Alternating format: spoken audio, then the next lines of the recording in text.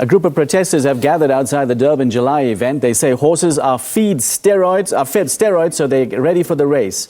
Our reporter Nombuso Mahlangu is monitoring the situation outside the race course. Let's cross to her now live. Nombuso?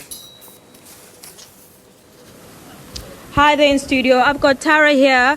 She's a spokesperson and a representative of the Ben Animal Trading. She'll talk to us more about why they're outside here, and they come here every year to talk about the animal trading. So we are here to bring about awareness to the plight of horses used for racing. And why are you here? So we are here just to create awareness about what happens to these horses. Performance enhancement includes the use of drugs, both legal and illegal. If a horse breaks a bone, they will be shot or euthanized. They also don't have a very good ending after the race. And did you do research around this, and what have you found? And when did you start this organization? So this organization is based in Joburg. It was started in 2014. We have done a lot of research, and we have found that the horse racing in general is just a very abusive thing for the animals. The horses are used as commodities, they're viewed as commodities, and what they go through in the name of entertainment, it is cruel, and we just want people to see what is going on. We think people don't realize. And what's the main objective? Do people actually turn back when they see you with your placards or not? Well, last year we actually had people who stopped and joined us. We have had people asking us for more information today. We know that it is a big industry. We're not going to end the industry overnight, but if we're here, we create awareness. People will start looking more at it, something that they haven't thought about before, and hopefully less and less people will go, and eventually we will not have a horse racing industry. And where can people find you guys if they wanna, or they see such things happening, cruelty to the animals? Do you even rescue the animals? So we are not a rescue group. We are an animal rights organization, but we are on social media, and people can contact us, and we help put them in touch with the right people. All right. Thank you, Tara. But on the other side, I've got the union ABSA, who has employees that work for Golden Circle and Phumelela. They had a strike as well earlier on this week. And I've got Tepo Lepacha, who's going to tell to us more about what strike was going on around the Durban July as well. Okay, thank you very much. Well, we had problems in terms of Phumelela with workers, issues of provident funds, but also retrenchments. So last night we met up with the leadership of Phumelela, the management, and at about 10:30 p.m. we managed to reach an agreement. One, they had agreed in writing that they will sort out the discrepancies that were there with provident funds, but also the issue that they had walked out of the negotiation tables.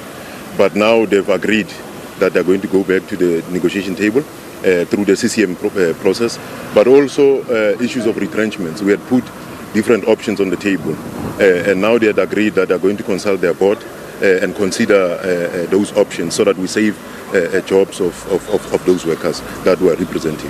So when you're saying you had a talk with Phumelela last night, are the employees working now today? Yes, workers are working as we speak, because the strike had to be called off, because we then reached an agreement. Okay. But on a lighter note, my colleague Mlu is inside talking to the MEC. Let's get to see what he's up to.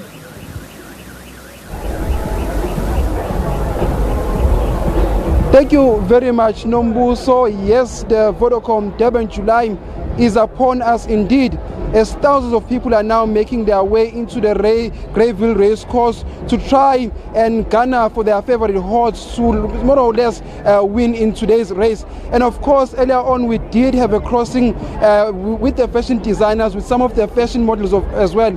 And of course, you understand that today's theme at the Vodacom Durban July is the stars of Africa. And of course, designers have not disappointed. And of course, tourism numbers in the province of KwaZulu-Natal have not disappointed. We understand that currently 90% of all accommodation at the Sunny City indeed is actually fully booked. But to tell me more about these tourism numbers, I've got the acting CEO of KwaZulu-Natal Tourism, Pindile Makwakwa. Thank you very much for your time, Makwakwa. How are tourism figures looking like? They're looking very good. We have projected that we will by the look of things, actually surpassed last year's numbers. Our projections will be just under 50,000, but I'm very, very confident that we'll be telling a different story next week to say we surpassed that number. Are you pleased with the tourism turnout today at the Greyville Racecourse? Absolutely, very pleased. We're seeing actually more innovation, which is very important because an event of this nature has to sustain and has to grow.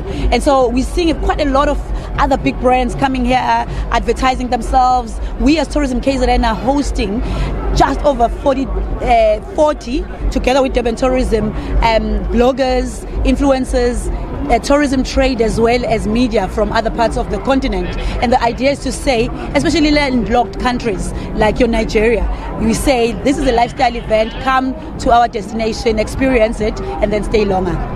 Pindile, Durban is open for business. Durban is open to thousands of tourists who are flocking into our province this weekend. But it's not just about the Vodacom Durban July. We understand that you have other events planned for tomorrow as well. Tell us more.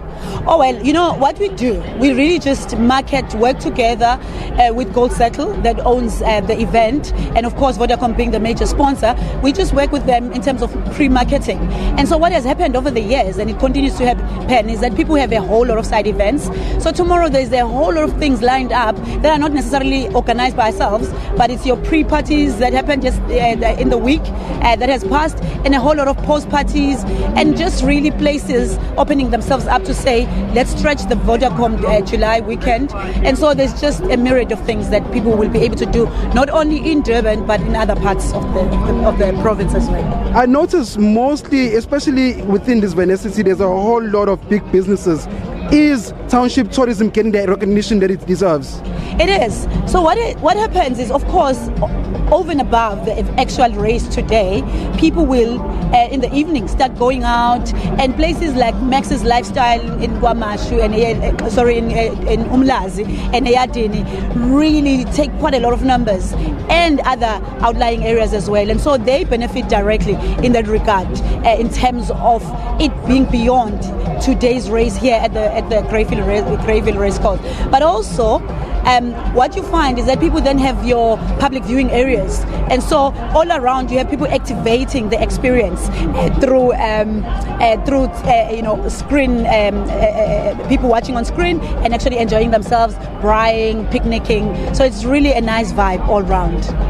And then, Pindile, most importantly, we understand that currently the economic situation of our country is not too pleasing. Has this perhaps affected the numbers? I don't think so. I mean, when you look here today and what we were worried about, that maybe the numbers are not going to be as much, it tells a different story. It's really the numbers that we're used to. It's still early because a whole lot of people are still trying to get over going out last night. And so as you'll see, as the day progresses, I'm sure we'll surpass them. And how much money are we expected to generate on this weekend alone? This weekend alone should give us a total of 300 million economic impact. And this is, of course, direct and indirect in terms of all the various activities. So that's our projected numbers, and that's really augurs well for the local economy.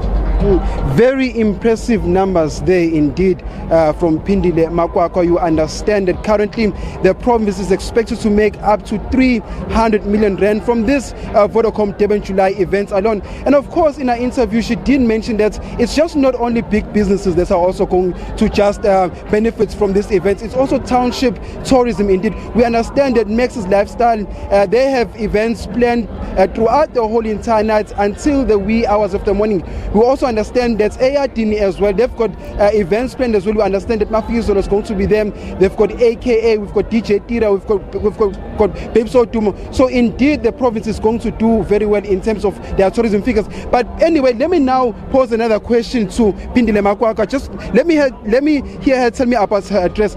Your dress is stunning. What inspired this before we go hand back to studio? You know what? I just woke up yesterday and just popped into this amazing shop called Afro Sense in Glenwood. And I just passed by and I thought maybe they'll have something. And there it was. And I just grabbed it. So it was just a very simple decision. Of course, very much along the theme, Stars of Africa. And I felt, I'm celebrating being African, a little bit of print. So yeah.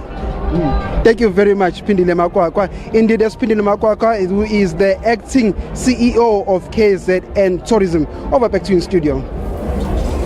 Well, thank you very much indeed. Our colleague, reporter Mlungisi Khumalo, picking up on all the fashion tips at the Durban July. Also, before that was our reporter Nombuso Mahlangu.